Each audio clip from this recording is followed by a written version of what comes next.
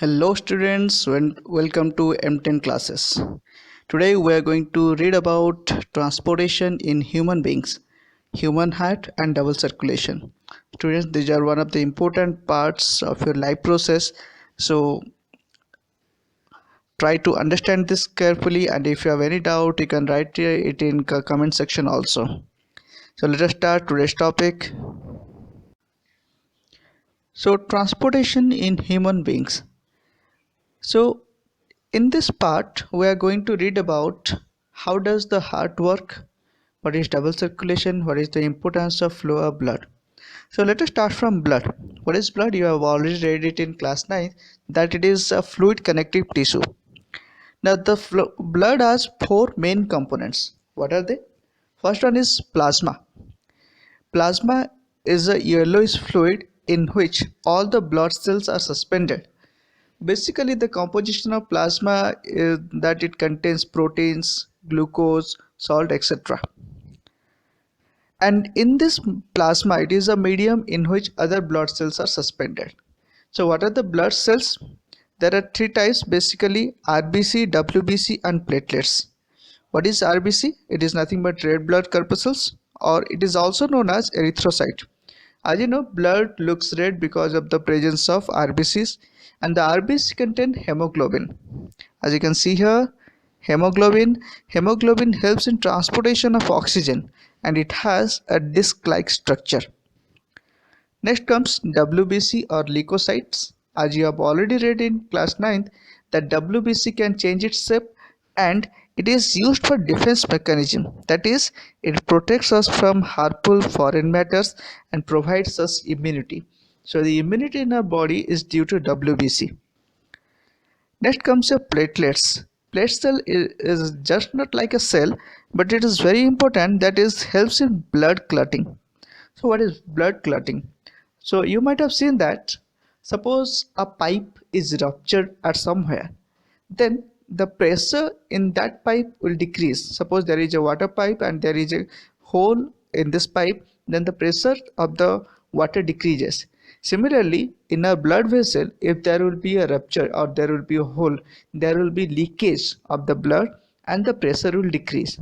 To prevent that, the platelets they come together at that point of injury and they block it. It makes like they combine together to form a net, and then they don't allow the blood cells to go out, and that is called a blood clotting. And you are going to read it more elaborately in class 12th. Next, what is the importance of blood? What does it transport? As you are going to read about transportation in human beings, so what are the things that are being transported through blood? It is oxygen and carbon dioxide. You have read it in like respiration. I have already told you. Second one is nutrient. Third one is salts. Fourth one is enzymes. Enzymes from different glands are secreted into blood also from endocrine glands. Next is your antibodies and waste materials. All of these are transported from one part of the body to other. So the blood is very an essential part in transportation of materials in our body.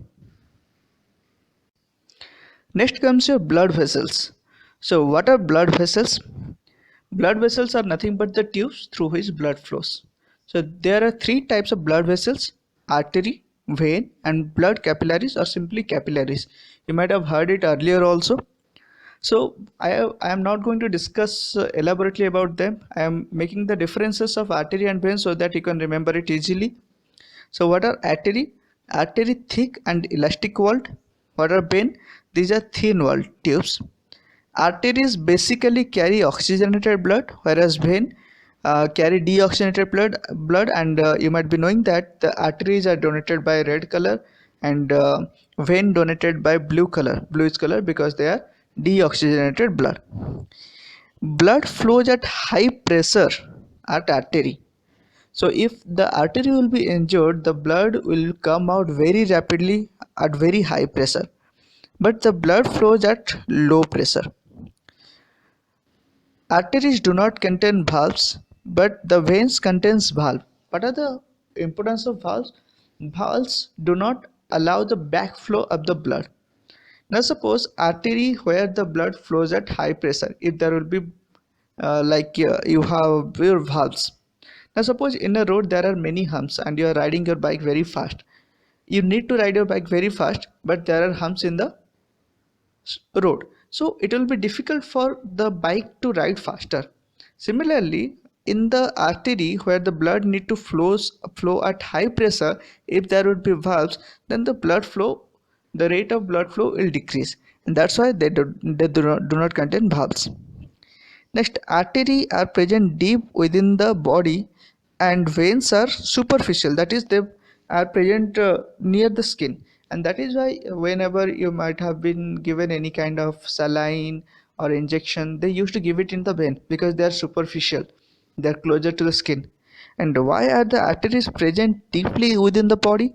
It is because suppose you get any kind of injury or any kind of cut, then in arteries the blood flows at high pressure, so the blood will come out of your body, or you lose the blood from your body very rapidly, and that will lead to the death. Then comes capillaries. Capillaries are very important. Why is it so? Capillaries connect artery and vein. They are very thin, generally 1 cell thick. Now, if they are 1 cell thick, then it becomes easier for diffusion and for transportation or for exchange of gases and exchange of materials. So, where are they present? They are found at places where exchange of materials takes place, like alveoli, villi, nephron, etc. In alveoli, you have seen that exchange of gases take place. So, their deoxygenated blood get oxygenated, and that exchange of gases take place at capillaries. Similarly, villi, as I have already shown you, it also contains blood capillaries. So their absorption of the material takes place, or absorption of nutrient takes place. It becomes easier only because they are 1 cell thick.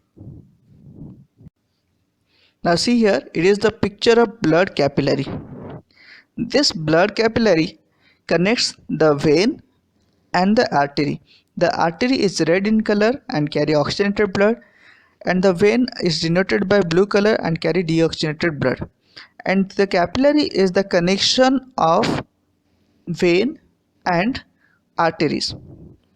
And here you can see that they are very thin. They are generally 1 cell thick. Now let us discuss about human circulatory system. The main components of human circulatory system are heart, blood and blood vessels. But the total circulation will consist of lungs and your body parts. So let us discuss the main important part of the human circulatory system is our human heart. Now let us discuss about human heart first. The size of the human heart is just like a fist, and it acts like a pump.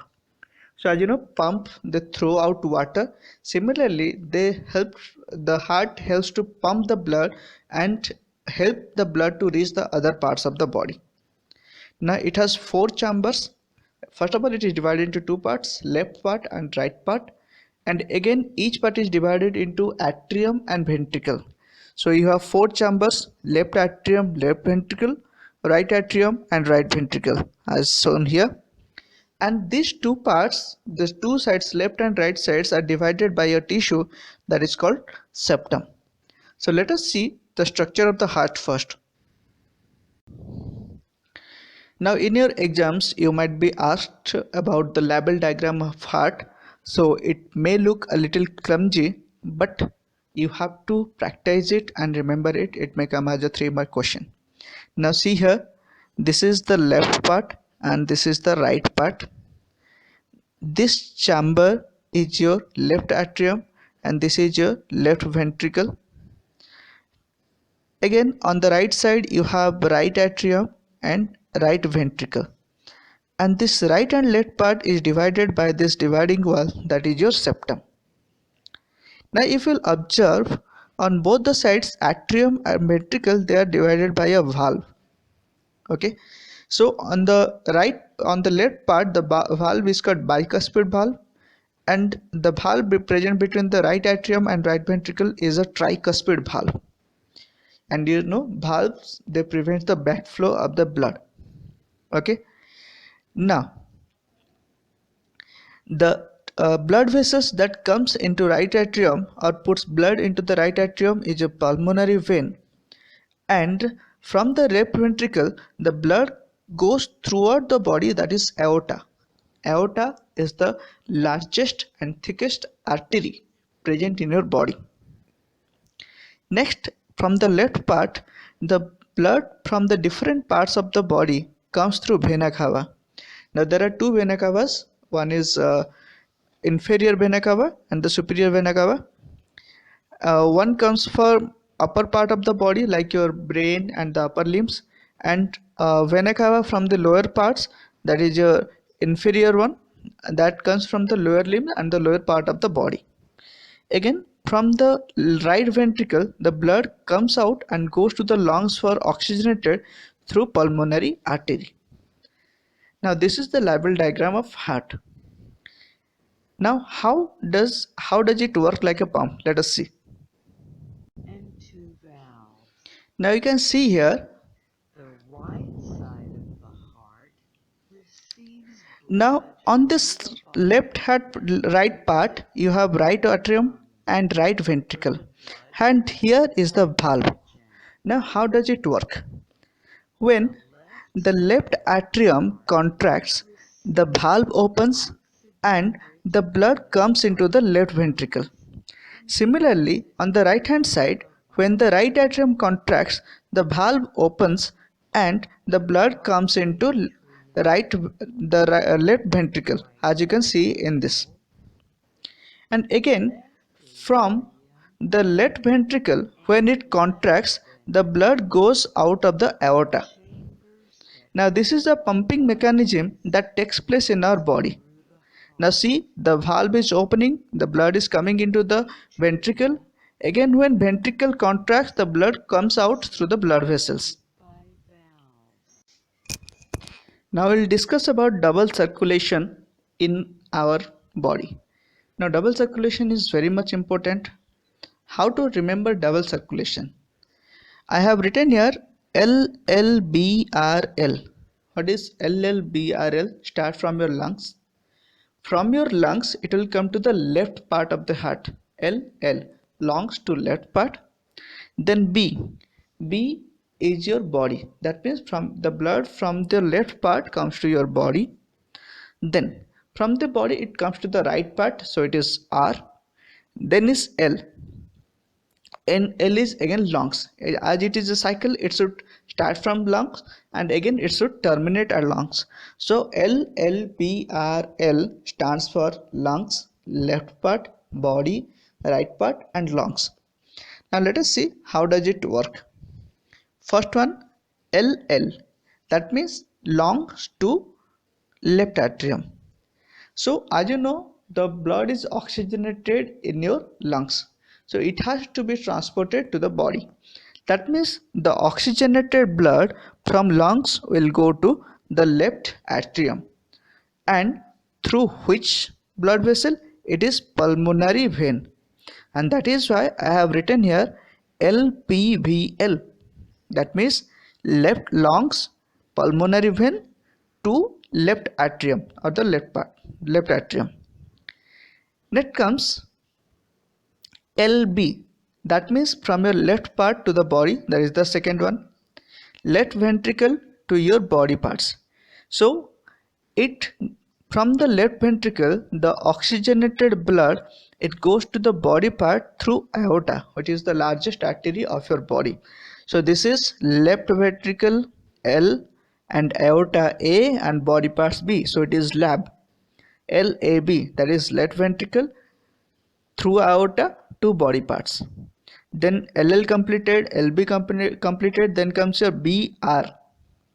So BR, so body part to right atrium or the right part, so you have to, it will enter into the right atrium first.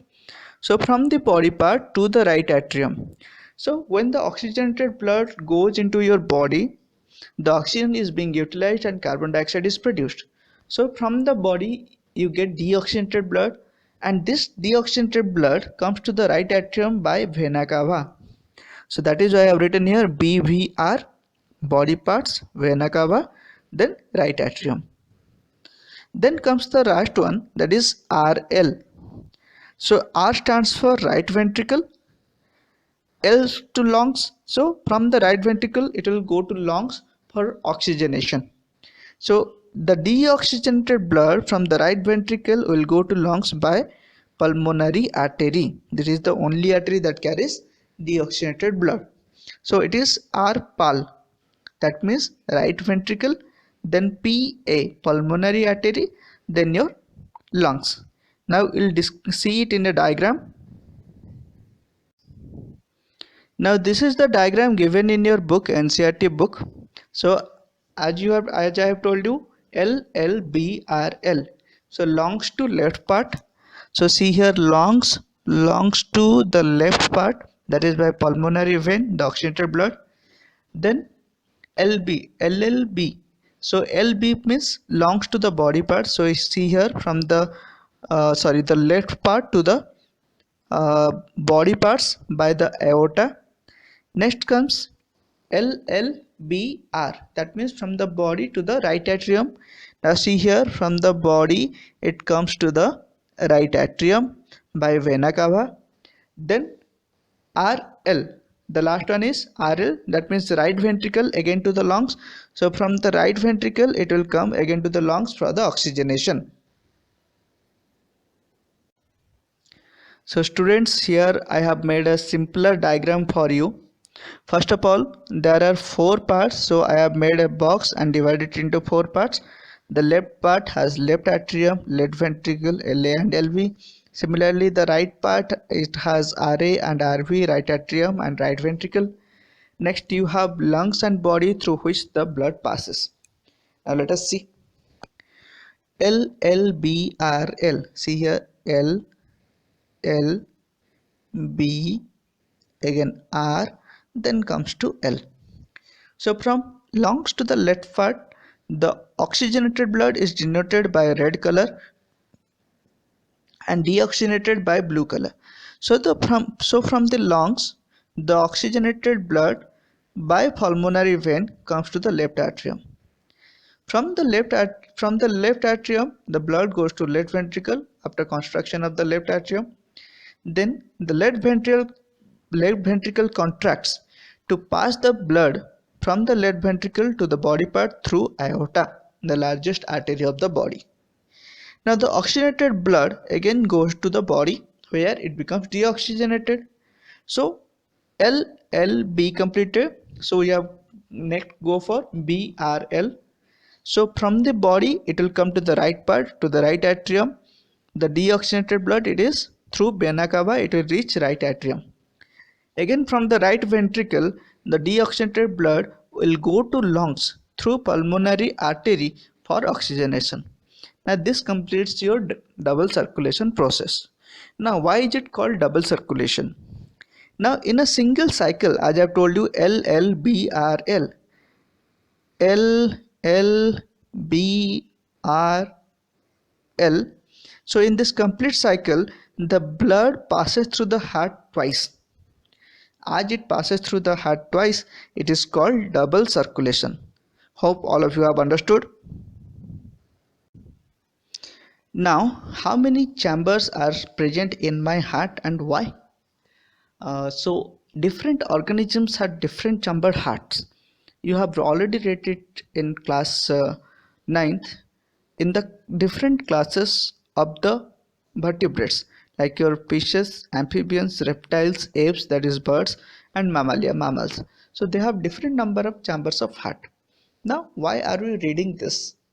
What is the relation of this chamber of hearts? See, first of all, human and birds, they have 4-chambered heart and they have warm blood. They are warm-blooded animal. Whereas reptiles, amphibians, they are 3-chambered hearts and they are cold-blooded. Again, fish have 2-chambered heart and they are cold-blooded. Now, what is the relation of the number of chambers present in the heart and their body, the temperature regulation of their body? What is the relation? Now, first of all, come to humans, mammals, and birds. They all have 4-chambered heart, and And as we have already seen, there is a separation of oxygenated and deoxygenated blood. Those mammals, apes, and humans, they are very active and they need high amount of energy. So there should be a rapid supply of oxygen, and sufficient amount of oxygen are to be supplied so that they can satisfy their energy needs, as well as in this process they can maintain their body temperature. So in four chambered heart, as there is the separation of oxygenated and deoxygenated blood, so they can maintain their body temperature, and that is why they are warm blooded. But in case of reptiles and amphibians, they are three chambered hearts. So there would be some mixing of the oxygenated and deoxygenated blood, and due to which they are not able to maintain their body temperature according to the surrounding, and that is why they are cold blooded. In fish, it has two chambered heart.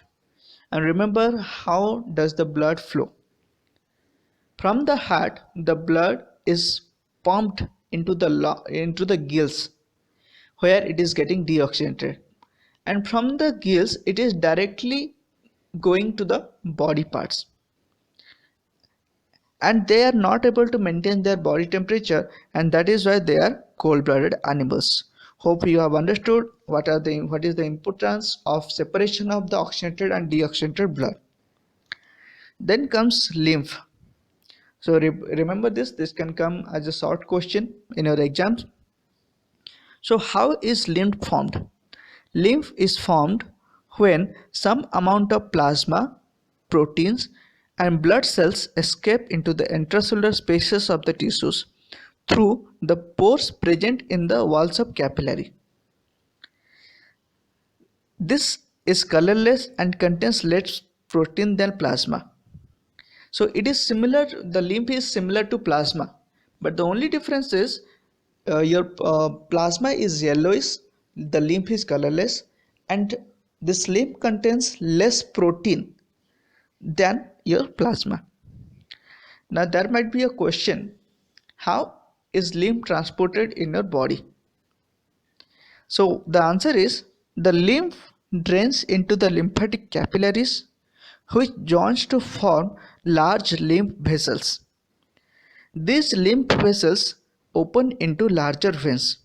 That means the lymph again is going into the bloodstreams for circulation.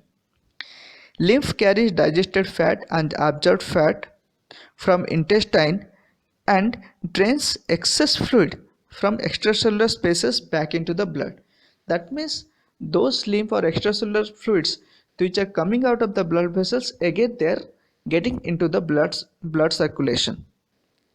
So this is all about your transportation in human beings. The only portion left in this chapter, life process, is transportation in plants.